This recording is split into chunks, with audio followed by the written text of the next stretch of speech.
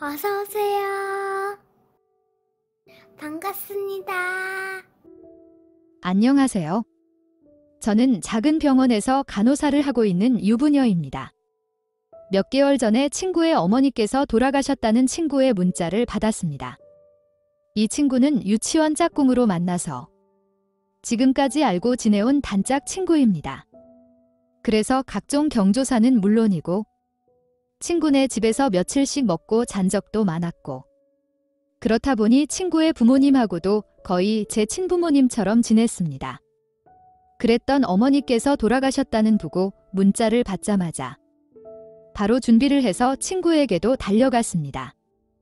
게다가 4년 전에 친구의 아버지가 돌아가셨는데 최근까지도 힘들어했던 친구이기에 너무 걱정이 되었습니다. 갑자기 교통사고로 돌아가신 상황이다 보니 해외에서 근무하는 친구 오빠는 아직 장례식장에 도착도 못한 상황이었습니다. 혼자서 이런 힘든 상황을 맞이하다 보니 친구는 완전히 멘탈이 나가 있었습니다. 서둘러서 부고 문자를 만들어서 알리라고 하였고 각종 음식과 도우미분들을 준비하였고 화장터 및 장지, 유골함 등 같이 도와주었습니다. 그리고 장례만 도와주고 가기에는 친구가 너무 힘들어할 것 같아서 병원에 일주일 연차를 내었고 남편에게도 이해해달라고 부탁을 하였습니다. 남편도 제 친구를 잘 알기에 친구 잘 위로해주라고 하면서 저녁에 조문 오겠다고 하였습니다. 첫날이어서 손님은 거의 없었고 친구의 친척들 위주로 왔습니다.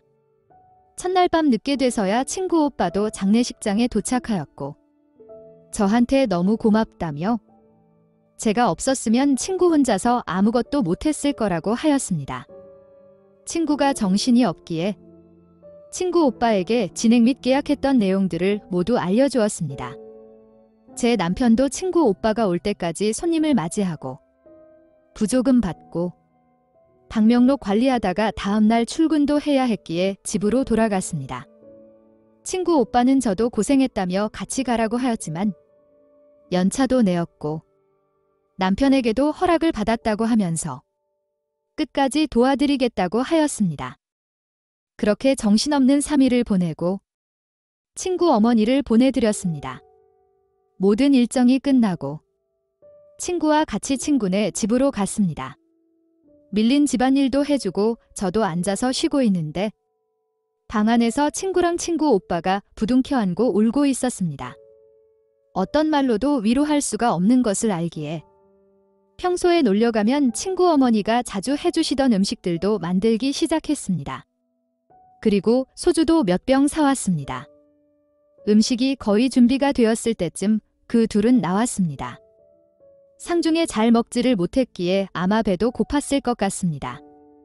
정말 맛있게 먹으면서도 엄마 생각이 나는지 울컥해 하길래 조용히 소주를 따라 주었습니다. 적당히 몇 잔 마시고 잠이라도 푹 자라는 의미로 소주를 준 것인데 친구 오빠도 많이 답답하셨는지 예상했던 것보다 많이 마셨습니다. 친구는 이미 많이 취해서 방에 들어갔고 친구 오빠의 술친구가 되어주었습니다. 이런저런 이야기하면서 마시다 보니 어렸을 때 이야기를 하게 되었고 친구 오빠가 저를 좋아했었다고 말을 하였습니다.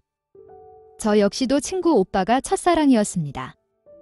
하지만 부끄러웠고 용기가 없었기에 한 번도 말하지 못하였는지 오빠가 좋아했었다고 말을 해주니 저도 지난 추억이기에 솔직하게 첫사랑이었다고 말해주었습니다. 40살이 넘어서 서로 알게 되었다며 웃었습니다. 그러면서 작은 봉투를 주시는 것이었습니다. 너무 고맙다며 수고비가 아니라 엄마가 주는 용돈이라고 생각하고 받아줬으면 좋겠다고 하는 것이었습니다. 어떠한 대가를 생각하고 도와준 것이 아니라고 말을 하였고 친구 오빠도 알고 있다면서 제 주머니에 강제로 돈을 넣어주려고 하였고 저는 거부하면서 제 블라우스가 찢어지면서 제 속살이 노출이 되었습니다. 놀래서 허겁지겁 옷을 들고 화장실로 들어갔지만 수습하기 힘들 정도로 옷은 찢어졌고 친구의 티셔츠를 꺼내서 입었지만 저보다 체격이 좋았던 친구의 옷이라서 그런지 옷이 많이 흘려내리고 헐렁하였습니다. 친구 오빠는 너무 미안하다고 사과를 하였습니다. 술도 많이 마셨고 충분히 이해할 수 있는 상황이었기에 크게 화를 내거나 정색하지 않았습니다.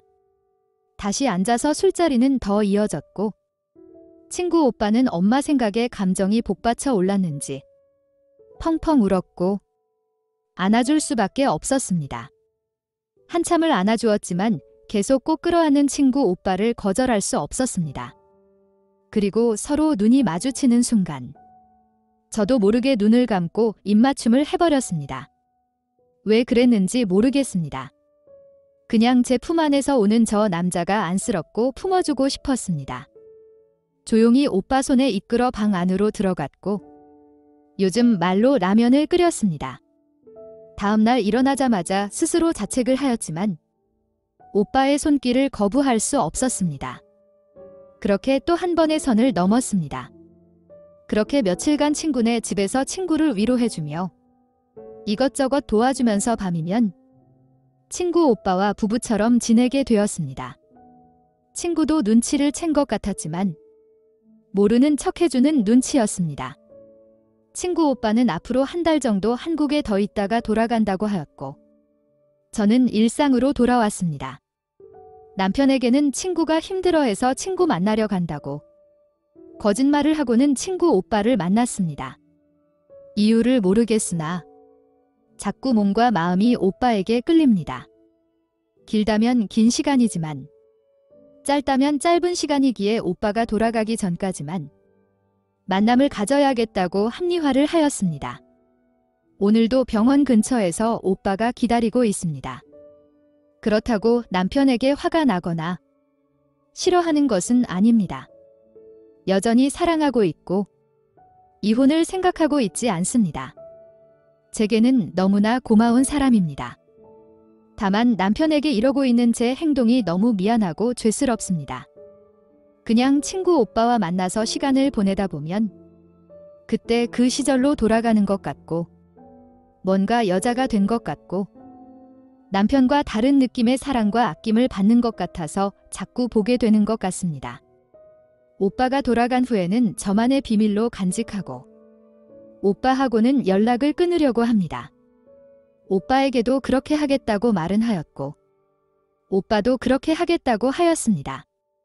하지만 그 좋았던 느낌은 가끔 가다가 생각이 날 것 같습니다. 저의 행동이 비난받을 일이라는 것을 잘 알지만 제 인생에서 약 한 달이라는 일탈을 멈추고 싶지 않습니다.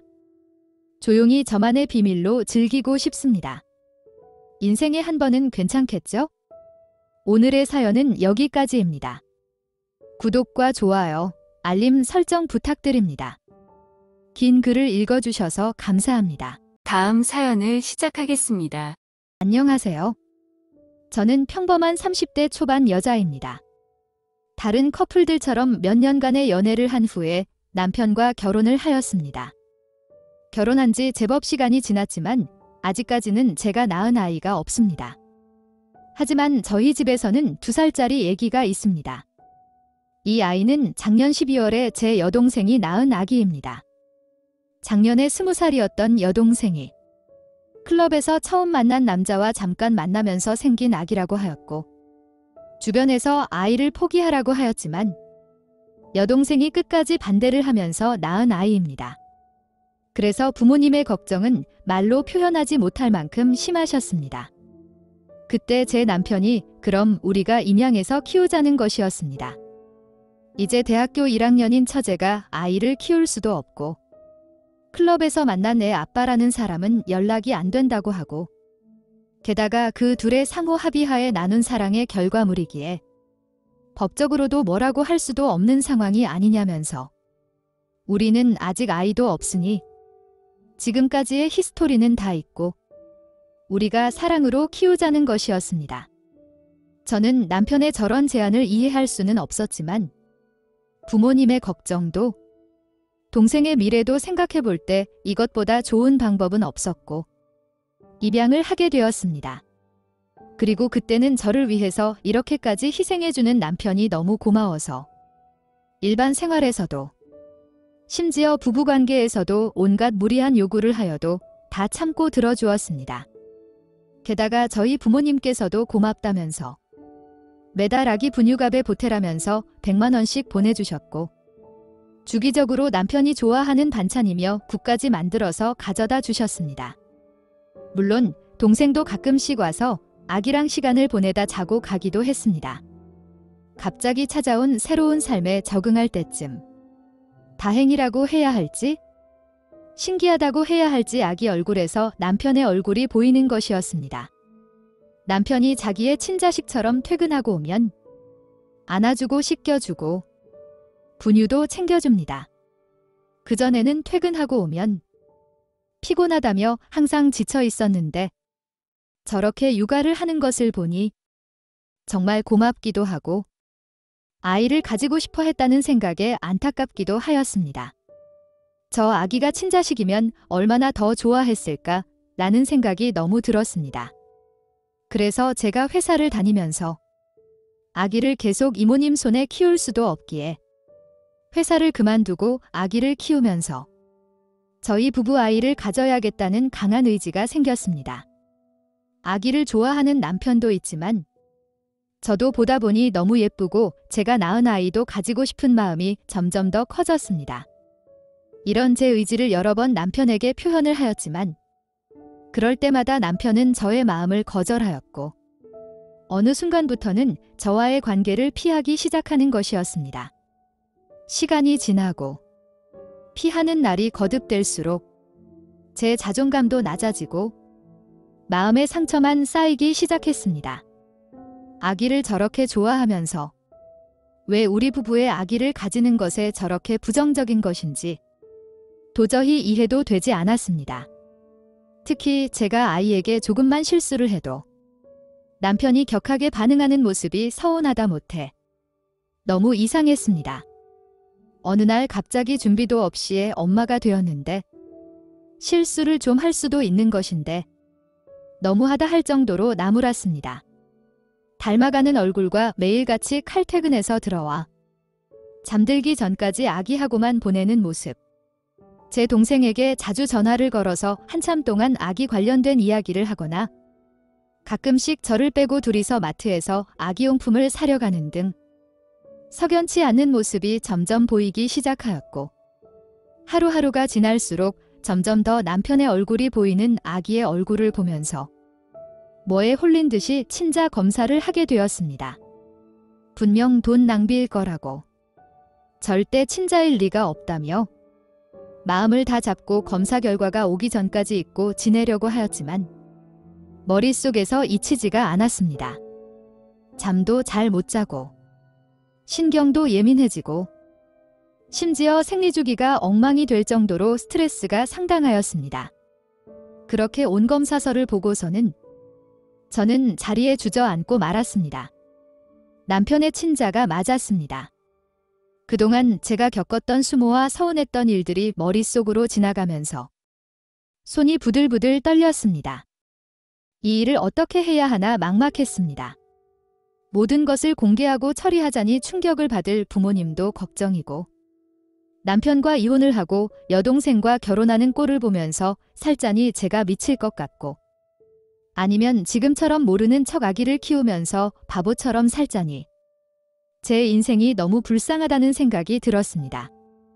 저를 속이고 관계까지 가져서 아이까지 낳고 심지어 제 손에 키우게 한 저것들을 생각하니 당장이라도 사회에서 매장이 되도록 인터넷에도 올리고 그들이 다니는 회사나 학교에 다 알리고 싶지만 제 동생이다 보니 그러지도 못하겠더라고요.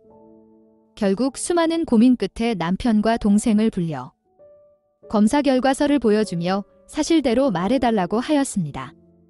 그들은 무척이나 당황한 표정들이었습니다. 절대 안 걸릴 줄 알았던 것 같습니다. 일반적으로 친자 검사를 자주 하는 것은 아니니까요. 남편이 저 몰래 대학생이 된 동생에게 몇 번 용돈도 주고 만나서 밥도 사주고 했다고 합니다. 그러면서 가끔씩 보면 만남이 정례화가 되었고 그러다가 밥만 먹던 자리가 술자리로 변하기 시작했고 딱 한 번 술김에 실수를 저질렀는데 그 실수가 임신이 된 것이었습니다. 그 둘이서 수많은 고민을 하면서 나쁜 생각까지도 고려하였지만 도저히 뱃속의 아기에게 그럴 수가 없어서 찾은 방법이 저를 속이고 아기를 남편이 입양하는 계획이었던 것이었습니다. 앞으로 그 둘에게 어떻게 할 거냐고 물었습니다. 여동생도 남편에게 남자로서 마음이 없고 남편도 처제에게 여자로서 마음을 가진 적이 없다면서 같이 아기를 잘 키우면서 평생 저에게 은혜를 갚으면서 살겠다는 것이었습니다. 남편에게 제가 도련님의 아이를 낳아서 같이 키우면서 행복하게 살자고 하면 쉽게 받아들일 수 있냐는 제 질문에 고개를 떨구고 아무 말도 하지 못했습니다. 일단 생각할 시간이 너무 필요했기에 그 둘 보고 아기랑 같이 집에서 나가달라고 하고 싶었지만 자식이라고 해야 할지 조카라고 해야 할지 그 애매한 아기랑 이 겨울에 무작정 나가라고 하기에는 너무 매정한 것 같아 제가 짐을 챙겨서 일단 집을 나왔습니다. 현재 회사 근처에 작은 원룸을 얻고 지내고 있습니다. 아기는 동생이 제 집에서 보고 있고 부모님께는 제가 지방으로 장기 출장을 갔다고 하였습니다. 약 2달 정도를 이렇게 지내고 있는데 아직 결정을 하지 못했습니다. 머리로는 그들의 찾은 방법이 가장 현명하고 저 역시도 이해하고 용서하며 잘 키우면 된다고 생각은 들지만 너무나 화가 나고 눈물이 계속 납니다. 정말 용서하고 현실을 받아들이는 것밖에 방법이 없는 걸까요? 제가 이혼하고 저 혼자 살겠다며 나 몰라라 하면 제 동생과 저 아기의 미래는 힘들어질 수도 있겠죠? 그리고 저희 부모님은 충격을 많이 받으시겠죠? 어떻게 해야 할까요? 오늘의 사연은 여기까지입니다. 구독과 좋아요, 알림 설정 부탁드립니다. 긴 글을 읽어주셔서 감사합니다. 구독과 좋아요 꾹꾹 눌러주세요. 꾹꾹. 알림 설정도 꾹꾹 눌러주세요.